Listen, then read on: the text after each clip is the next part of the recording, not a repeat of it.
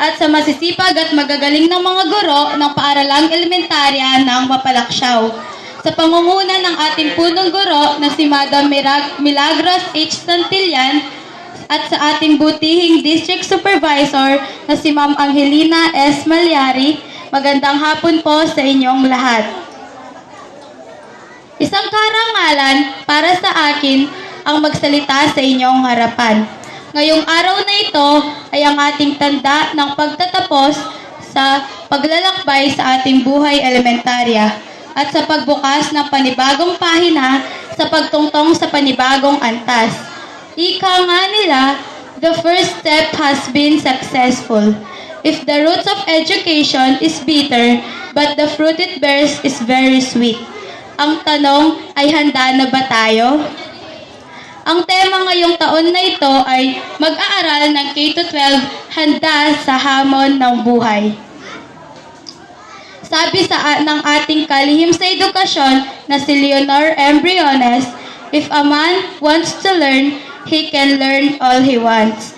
But if a man wants to prove himself, a diploma would be tangible proof for everyone. However, diplomas are only symbols, but education lasts a lifetime. Kaya para sa ating mga nagsipagtapos, mahalin natin ang ating pag-aaral, study hard, but enjoy it. Masarap mag-aral lalo na kung masaya ka.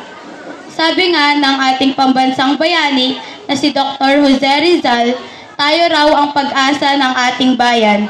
Tayo ay nag-aaral upang magampanan ang mga responsibilidad na mag-ambag sa ating lipunan pagdating ng panahon. Patunayan natin that we are indeed the hope of our motherland. Para sa mga magulang na narito, maging sa mga lolo o lola, sa tiya o tiyohin, o sino mang nagpaaral sa inyo, saludo po ako sa inyo. Para naman po sa mga guro na narito, isang pagpupugay ang ibibigay ko sa inyo sa paghubog sa aming mga nagsipagtapos. Kaya sa aking mga kaklase, bibigyan ko kayo ng pagkakataon upang mapasalamatan natin ang ating mga magulang at guro. Maaari po tayong magsitayo. Para sa aking mga mahal na kaklase, repeat after me. Mahal naming mga magulang, maraming salamat po sa suporta, tiwala at pagmamahal. Palakpakan po natin ang ating mga magulang.